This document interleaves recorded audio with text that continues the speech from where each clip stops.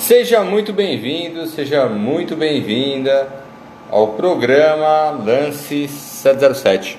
O programa Lance 707 é um programa onde eu esclareço as dúvidas da minha audiência. Luiz, boa noite. Hoje, pessoal, eu vou falar com vocês sobre uma questão que é desocupação, né? O que a gente vai falar hoje?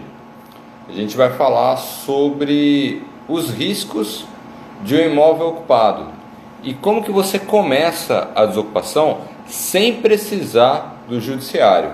Então bora lá comigo que nesse vídeo a gente vai falar sobre esse assunto específico. Fala, Nemir, boa noite, tudo bem? Então bora lá, quais são aí essas dicas aí que eu tenho a dar para vocês, né? Então vamos lá. A questão do risco que você tem de um imóvel ocupado. Boa noite, Márcia. Quais são esses riscos? Não, Aguinaldo entrando aí, boa noite a todos. Bora lá. Então vamos lá.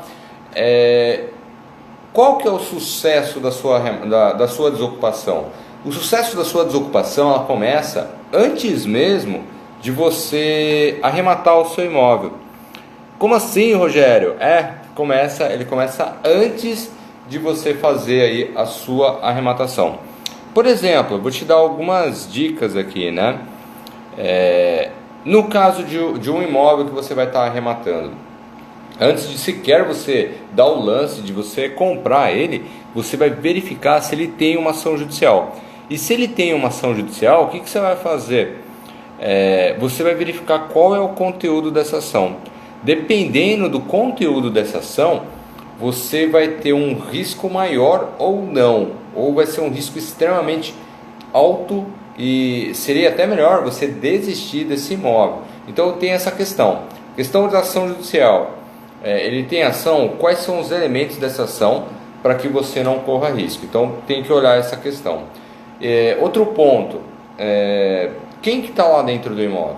É o inquilino ou não é o inquilino, é o ex-mutuário que está lá no imóvel. Então, por exemplo, vamos supor que seja um inquilino que esteja lá dentro. O inquilino, a chance de você conseguir a posse quando é um inquilino é muito mais fácil. Como assim, Rogério, é muito mais fácil? Eu vou te explicar aqui. Na questão de um imóvel que está com o inquilino, quando você manda uma notificação extrajudicial, por exemplo, o inquilino ele tende a querer resolver logo o assunto, sabe? Ele sai correndo do imóvel, zarpa dali e aí geralmente ele te dá a posse nesse aspecto, né? Então, na grande maioria dos casos, quando é inquilino, é muito interessante, ainda mais que existe uma outra possibilidade, né? Você pode acabar de repente fazendo uma negociação com ele para que você renove o contrato com ele continue no imóvel e você continue alugando aquele imóvel.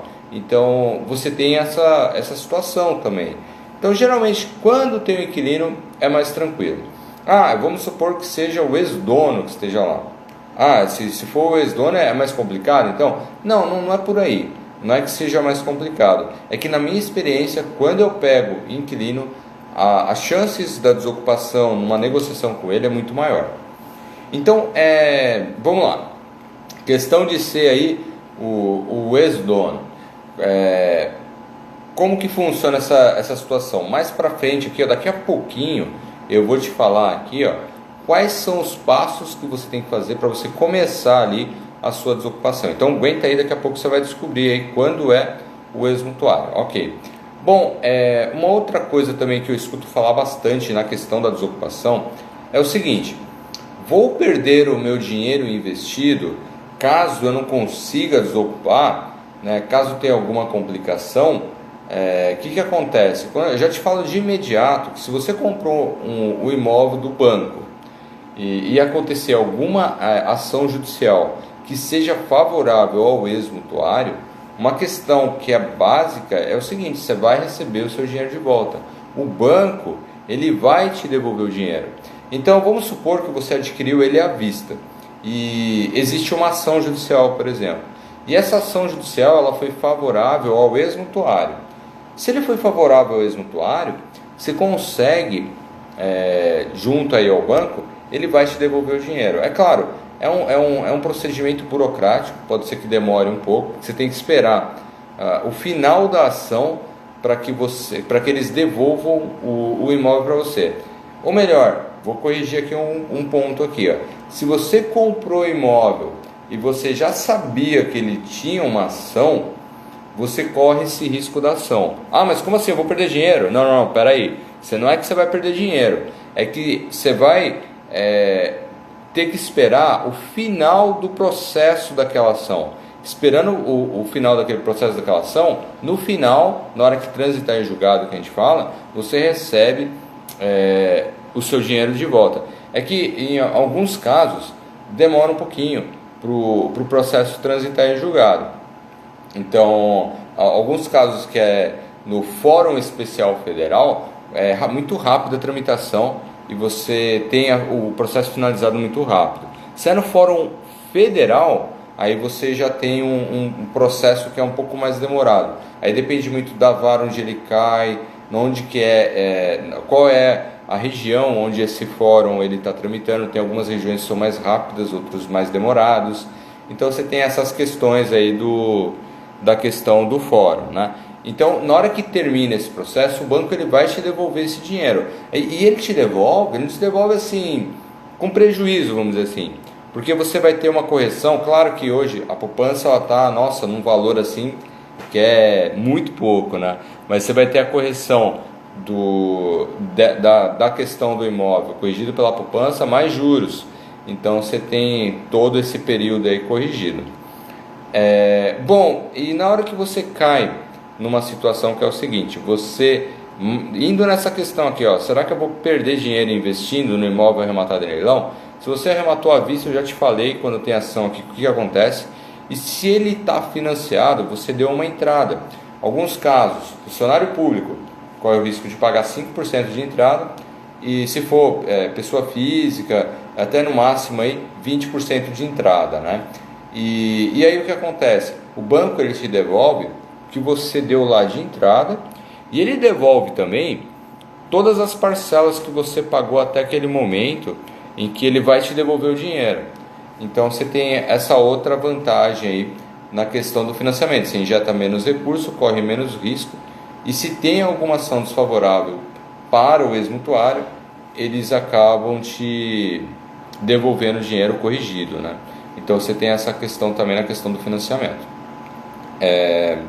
Bom, eu estou vendo algumas perguntas aqui. Rogério, na Caixa, a condição de não financiar pode ser alterar com o tempo? Qual será o motivo de não financiar? Boa pergunta, hein, André? Ele pode se alterar sim. Quais são os motivos? Por exemplo, eu pego alguns casos onde ele aceita FGTS. O FGTS ele é atrelado a dois fatores. O FGTS ele é atrelado à pessoa que adquiriu, sacou o fundo, e ele é atrelado também ao imóvel. E aí o que acontece? Durante um determinado período, tanto para o imóvel quanto para quem comprou, ele começa a contar aquele prazo. Então na hora que aquele prazo ele vence, na hora que aquele prazo ele chega, tanto o imóvel quanto a pessoa que usou, ela pode usar novamente ali, ou para amortizar o FGTS naquele imóvel que ela comprou, ou ela pode também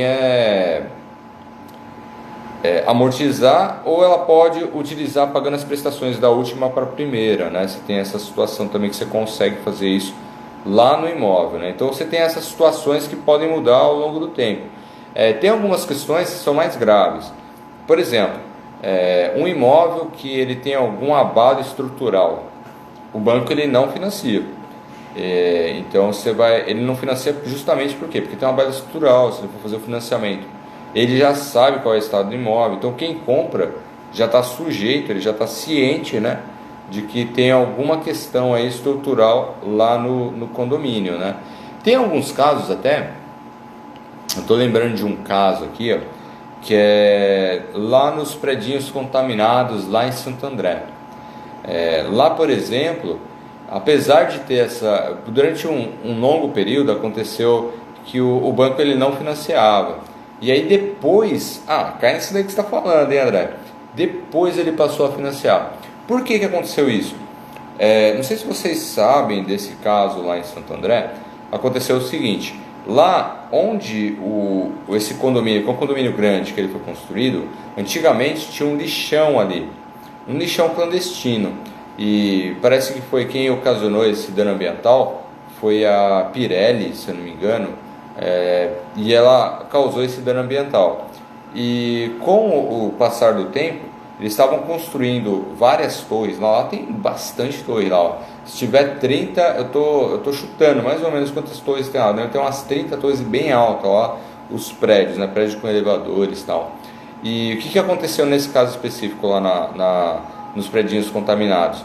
Aconteceu que o imóvel ele estava sendo construído, várias pessoas já começaram a mudar lá nos prédios e outras fases lá da construção elas estavam sendo desenvolvidas ainda. E aí o que aconteceu?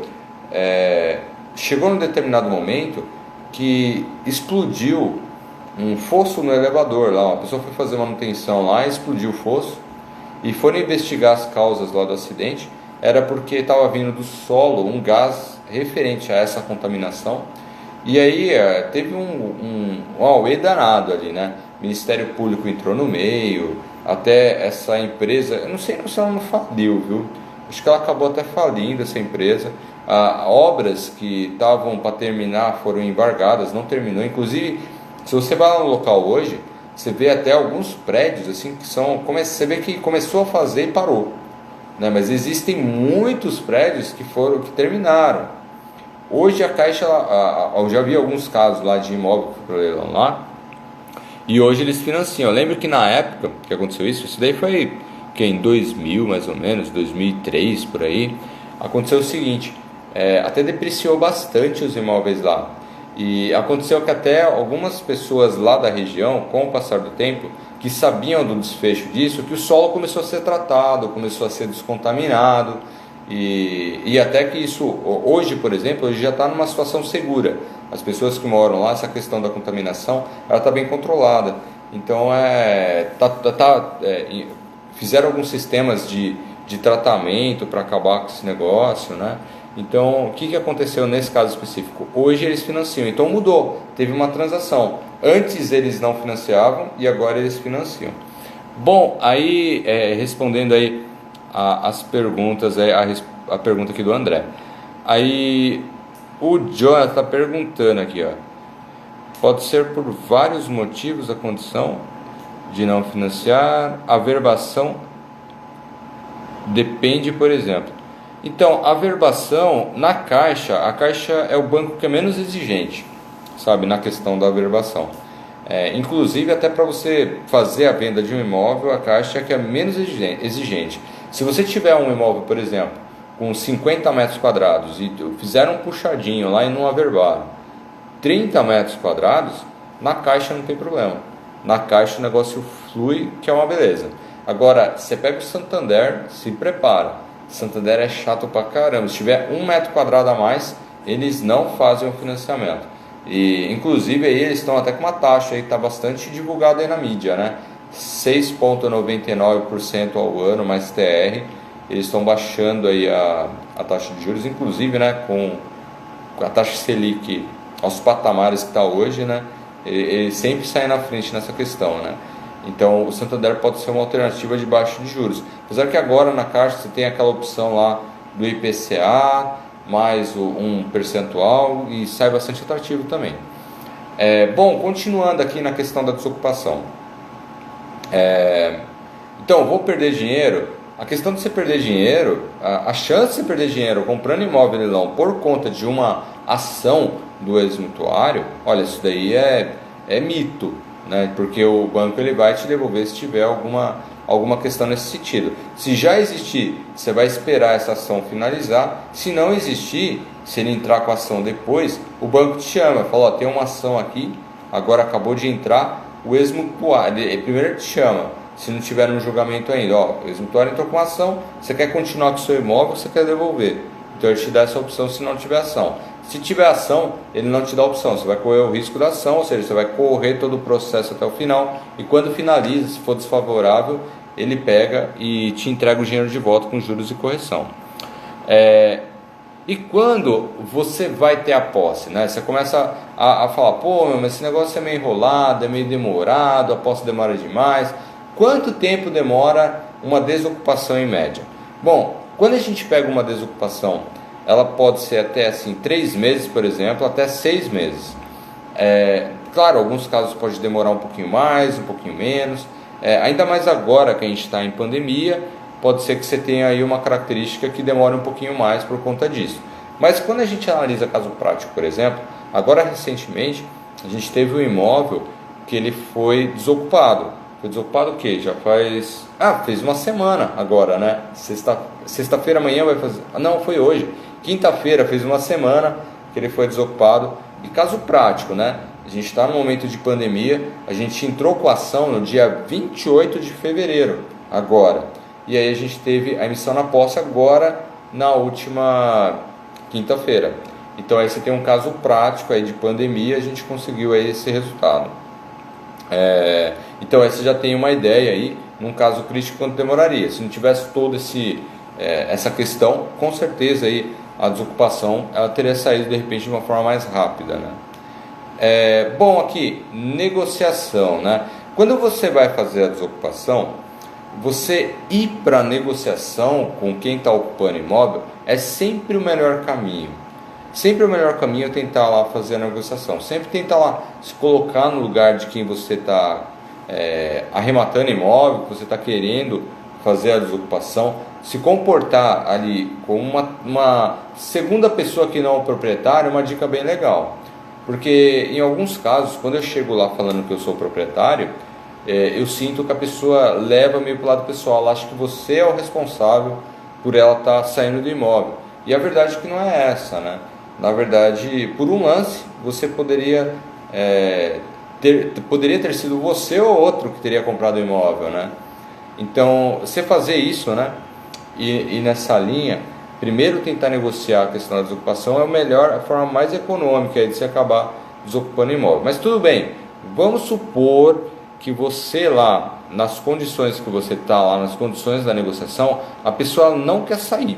Ela não quer sair de jeito nenhum do imóvel. Então, como é que funciona esse procedimento, né? Esse procedimento, que tem como base a Lei 9.514 de 97, ela dá prazo para saída para a pessoa de 60 dias. E aí, vamos colocar aqui, você entra em contato com a pessoa ela não negocia, né? Ela não quer saber de sair do imóvel. E aí, o que acontece? O primeiro passo que você faz para você desocupar um imóvel que está ocupado é mandar uma notificação extrajudicial. Pô, meu, que negócio é esse? Negociação extrajudicial? Você já está me falando que eu tenho que entrar com a ação? Eu falei, não. Notificação extrajudicial é uma carta, é um documento que você manda para quem está ocupando lá o seu imóvel. Para quê? Para que ele saiba quem é o novo dono e você está dando prazo para ele sair. Então, na hora que você faz isso, você está dando ciência para ele que ele tem um prazo para sair, que você é o novo dono. A partir daí, geralmente, nesse prazo, eu coloco 30 dias. Na hora que eu estou lá tentando fazer o registro do imóvel, eu já entro em paralelo com a notificação para a pessoa saber qual que é o novo dono. E aí a gente já tentar a negociação. E aí também eu já percebo se a pessoa ela vai me dar problemas, se ela, na verdade, na desocupação, se eu vou ter um pouquinho mais de trabalho ou se de repente não. Vai ser mais tranquila a questão da negociação. Mas eu sempre faço isso, mando primeiro a notificação, ele vai receber. Se ele entrar em contato, eu já começo a negociar. Se ele não entrar em contato, eu tento contato com ele, tento negociar, tento, exaurir todas as situações de negociação possíveis.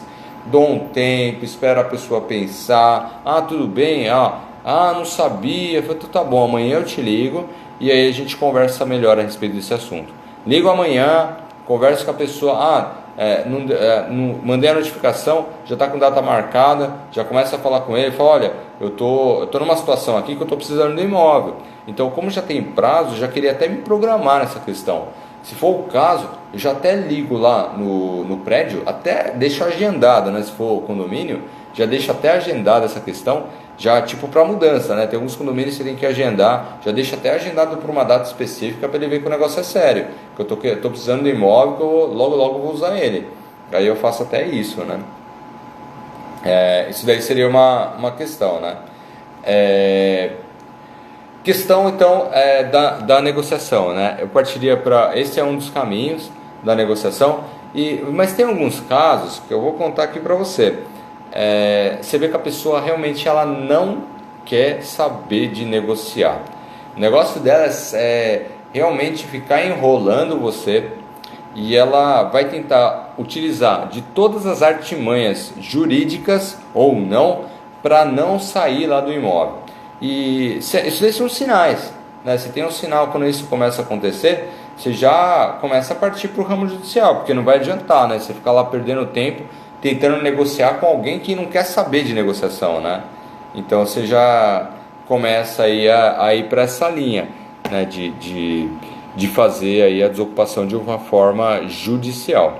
Eu vou te dar um exemplo aqui, ó. Eu tive um caso em Batatais, né, no estado de São Paulo. O que aconteceu lá? Aconteceu o seguinte, eu tentei negociar com uma pessoa, mandei a notificação. Num primeiro momento ela se colocou muito aberta a querer fazer a negociação. E aí a gente começou a fazer a negociação. Eu lembro até que era uma mulher que morava com o pai e morava com uma criança lá também. E aí o que aconteceu nesse aspecto, por exemplo? Eu comecei a negociar com ela. No primeiro momento ela se mostrou muito disponível. E aí nesse momento o que eu faço? Eu já mando para ela um termo de acordo, né? Porque você tem que ter data. Se não tiver data, fica ao vento. E aí você corre o risco de tomar um chapéu. Então o que eu fiz? Já mandei o terminho lá para ela, pedi lá para ela assinar. E adivinha? Não assinou o termo. Beleza, não quis assinar o termo. Comecei a negociar, comecei a identificar qual é a necessidade da pessoa para que você faça ali a desocupação, é essencial. E aí identificando, falando, qual que é o aluguel de um imóvel em média sendo alugado por aqui? E aí ela falou, é X, eu não me recordo agora, se não me engano acho que uns R$700. Eu falei, ok, então eu vou procurar para ela. A gente procurou imóvel, procurei imobiliária, tinha um imóvel disponível ali na região. Falei para ela, vamos fazer o seguinte, então, eu quero te ajudar, só que preciso da sua ajuda, eu preciso que você saia do imóvel. Mas assim, já que você não está me falando que não teria para onde ir, eu já fui numa imobiliária, já vi essa casa aqui, nesse endereço, eu preciso dar uma olhadinha lá, que legal que você está vendo. Eu falei, acendeu uma luz de esperança aí. Então, vai lá dar uma olhadinha no imóvel, o que eu faço? Eu deixo para você o aluguel pago. O primeiro aluguel eu pago, senti como é que ela ficou meio receosa. Eu falei, tá bom. 3 meses de aluguel, eu pago 3 meses de aluguel lá. Todo esse trâmite aí da questão do aluguel, deixa com a gente que a gente resolve. Você manda alguns documentos, manda lá para a imobiliária, eles analisam, e aí eu pago para a imobiliária. Eu vou pagar o primeiro mês, os outros 2 eu vou pagar quando você estiver no imóvel. Claro que a gente estava correndo risco, podia tomar chapéu do mesmo jeito, né? Mas enfim, vamos lá, pagar o primeiro aluguel, os outros 2 a gente pagaria também. Aí no decorrer dessa negociação, assina aqui para mim, não queria assinar, não sei o que, sabe? Já começa a se esquivar. Aí você já começa a perceber, essa pessoa, ela não vai sair numa boa. Mas enfim, negocia. Sabe o que é? Aquela casa, não gostei daquela casa. No primeiro momento até gostou, e depois começou a se desfazer da casa. Você fala, a pessoa não está numa situação muito de querer escolher o imóvel específico para mudar, senão ela vai demorar muito. Aí chegou num ponto que eu falei, olha, eu estou tentando te ajudar, mas eu estou percebendo que você não está querendo ajuda. Então assim, eu não vejo outra alternativa, vou tentar outros meios, porque eu estou tentando te ajudar aqui, você não está querendo. E aí o que aconteceu? Entramos com a ação judicial, houve a desocupação de forma judicial, e aí na hora que chega no dia D, acontece que as pessoas começam a te ligar querendo mais prazo. E na hora que chega nessa hora, no dia D, não tem conversa, tem que sair. tem a decisão, já foi dada, né? Então passa aí o cumprimento da decisão e já faz lá o cumprimento aí da emissão da posse, né? Então, nessa questão, por exemplo, você tem que ser bem ágil, não dá para deixar para depois não, porque a pessoa, com certeza, se ela tiver um advogado constituído, eles vão tentar de todas as formas fazer com que essa liminar seja revogada. Então tem que ser ágil, não dá para ficar brincando não. Tem um amigo meu, inclusive dos leilões, que ele fala que emissão é um prato que você tem que comer quente, não pode deixar esfriar. E justamente isso, se você tem lá a desocupação, não dá, se você tem a liminar, faz logo, executa e faz o negócio acontecer, né? Bom, na hora que a gente fala sobre a desocupação, qual que seria o primeiro passo que você tem que fazer para você começar a fazer a desocupação sem envolver o judiciário? Primeira coisa é você mandar uma notificação extrajudicial. Mandou a notificação extrajudicial, ó, show de bola.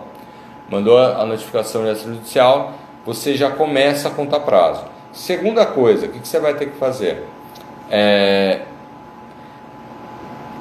Tentar entrar em contato com quem está lá, né? Bom, depois que você mandou, né, essa notificação que tem um nome bonito aí, né, extrajudicial, dá até para confundir, né? Na hora que a gente fala isso, quem não conhece acha que é uma notificação judicial, né? É uma notificação que não envolve o judiciário, é extra, né? É fora aí do judiciário. Você mandou lá a notificação judicial. No terceiro passo que você daria ali, ó, seria o quê? Você começar uma negociação com o ex-mutuário. Nesse caso, assinou o termo, você tem grandes possibilidades de acontecer aí uma desocupação de forma negocial, de ter uma abertura na negociação e não precisar acionar o judiciário. Não assinou, o pessoal vai te enrolar. Tem um caso que eu acabei negociando, que foi em Santos. Aquele lá, que aconteceu? Eu fui lá, tentei negociar com ele pessoalmente e já levei um termo de acordo e pedi para ele assinar. Quando eu pedi para ele assinar, eu senti que ele deu até um passo para trás, assim, eu não vou assinar isso não. Na hora que ele falou isso, eu já... Sabe na hora que você fala, pô, esse cara vai me dar balão? Eu falei, como assim você não vai assinar? Você não falou para mim que vai desocupar em 30 dias? Eu falei, sim, falei. Então, tá aqui o termo, assina aqui, e em 30 dias você me devolve o imóvel, certo? Ah, não. Eu falei, pô, você vai sair em 30 dias ou não? Aí ele pegou o termo e assinou. Aí quando ele assinou, sabe o que eu fiz? Saí correndo no cartório lá, tentei reconhecer a firma dele. E aí adivinha? Não bateu a assinatura. E aí você já percebe, né, que não vai dar certo, que o cara estava tentando enrolar. E não deu outra. Tivemos que entrar com a ação judicial nesse caso específico. E aí ele saiu de lá com uma determinação judicial. Também assim, eu estou te falando de casos extremos, né? Eu tenho casos aqui que na hora que você manda a notificação, a pessoa sai de forma imediata. Teve casos que eu mandei a notificação, a quem entrou em contato comigo foi uma irmã da pessoa, e aí ele me falou, olha, eu só queria prazo para sair. E aí, por acaso o senhor me daria 45 dias de prazo? Eu lembro que na época ele falou isso, eu falei, não, tranquilo, 45 pode ficar. Em 45 dias você me devolvendo, tranquilo. E aí o que aconteceu nesse caso específico, né? Ele pegou e na hora que deu ali mais ou menos 30 dias, essa pessoa me ligou. Falou, Rogério, eu estou aqui com a chave do imóvel, o que eu faço com ele? E era um imóvel que era no interior, era Itapira, esse imóvel. Eu falei, olha, faz o seguinte, me manda no endereço tal. Não é que ela mandou as chaves no endereço que eu indiquei? Inclusive, eles mandaram lá, na hora que chegou a chave, eu fui correndo lá, né, para saber como é que estava o imóvel. E aí esse imóvel, a gente teve a posse dessa forma. Em alguns casos acontece isso. A pessoa só está esperando receber a notificação. Bate lá, a pessoa já sai desesperada. Ainda mais assim, isso daí era ex-mutuário, tá? Ex-mutuário aconteceu desse jeito. Estou lembrando de outro caso, de que é ex-mutuário também aconteceu assim. Foi lá em Itu, foi da mesma forma. Inclusive, nesse caso aí de Itu, foi um casal que acabou se separando e quem ficou responsável por pagar as prestações foi a mulher. Aí o homem saiu da casa, ficou a mulher lá e a mulher não pagou as prestações. Aí a gente foi lá e arrematou. Quando eu mandei a notificação, foi assim, dito e feito, mandei, ela saiu. Aí eu mandei, ela saiu. Aí eu lembro de um momento que eu deixei as chaves numa imobiliária lá na região. E certo dia ele me liga, falou: Rogério, aconteceu o seguinte, ó, veio uma pessoa aqui, ó, baixou a CGM aqui. Aí eu falei: nossa, a CGM foi aí, o que aconteceu?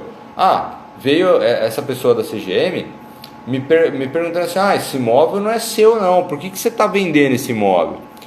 Aí ele falou: não, é do Rogério, senhor, ele me deixou a matrícula aqui, ó, é dele, ele mostrou aqui, ó, é dele o imóvel. Ah, ele falou: como assim é dele o imóvel? Aí ele olhou assim: eu não acredito, essa filha da p... né? Falou lá, ela perdeu o imóvel, eu não acredito, a responsabilidade era dela. E aí ele falou isso e aí nunca mais voltou, né? E aí aconteceu esse fato específico lá, né? Então esse daí é um segundo caso, né, que eu estou contando aqui para vocês de notificação que eu mando e simplesmente bate lá e a pessoa já retorna, a gente já consegue a posse de forma praticamente, aí vamos dizer, poucos dias, questão de imediata ali, a gente já consegue ter a posse, né? Bom, esse daí seria um terceiro passo, né? A questão da negociação, que a gente comentou agora há pouco, né? Você percebeu os sinais, tem casos ali, ó, que você vai ter dor de cabeça e realmente não tem jeito, você vai ter que acionar o judiciário. Mas tem casos que você não vai ter dor de cabeça, você vai mandar a notificação, ela vai sair facilmente, né? Então você tem de tudo. Entrar nessa questão da negociação é primordial aí para você conseguir aí ter êxito na sua desocupação, para você conseguir a posse do seu imóvel. E um quarto e último ponto ali na questão da desocupação é você precisar realmente do judiciário, ter que acionar ele, mas antes você já teve a análise do seu imóvel lá antes de arrematar e também você mandou a notificação lá no início, antes de entrar em contato com ele. Você mandou lá a notificação extrajudicial. Então você tem todos esses trâmites aqui que eu acabei colocando aqui para vocês, as etapas, né, de como fazer uma desocupação não envolvendo o judiciário. E olha, eu vou fazer o seguinte, no próximo vídeo que a gente vai gravar falando sobre desocupação, eu abordo falando para vocês como é que funciona a questão das etapas no judiciário. No judiciário existem algumas etapas também, você tem que tomar uns certos cuidados também, e a gente aborda esse assunto no próximo vídeo. Deixa eu dar uma olhadinha aqui, ó, nas perguntas aqui. Deixa eu ver se houve alguma pergunta aqui. O Anderson falando aqui: a partir de qual momento você manda a notificação, Rogério? Acho que eu já respondi isso aqui, hein, Anderson? Mas eu respondo novamente. Qual a arrematação, ou melhor, após a arrematação ou após a emissão do documento, da documentação do imóvel no seu nome? Eu faço o seguinte, Anderson, a partir do momento que eu estou dando entrada lá no cartório, eu já mando a notificação, porque aí ele vai correndo, os dois juntos, né? Documentação geralmente de 15 a 30 dias, manda lá a notificação dando prazo de 30 dias, na hora que sai lá a matrícula, eu dei o prazo e já tenho a matrícula para entrar com a ação se for necessário, então eu já ganho tempo. Então geralmente eu faço esse caminho, estou dando entrada no registro do imóvel, beleza, já vou mandando a notificação, na hora que estiver pronto eu já entro com a ação. Então geralmente eu abordo dessa forma. Bom, pessoal, espero que vocês tenham gostado aqui do conteúdo e a gente se vê no próximo lance, que vai ser na terça-feira, sempre às 20h47 da noite. Forte abraço a todos, espero que tenham gostado do conteúdo. A gente se vê no próximo lance. Forte abraço, até mais. Tchau, tchau.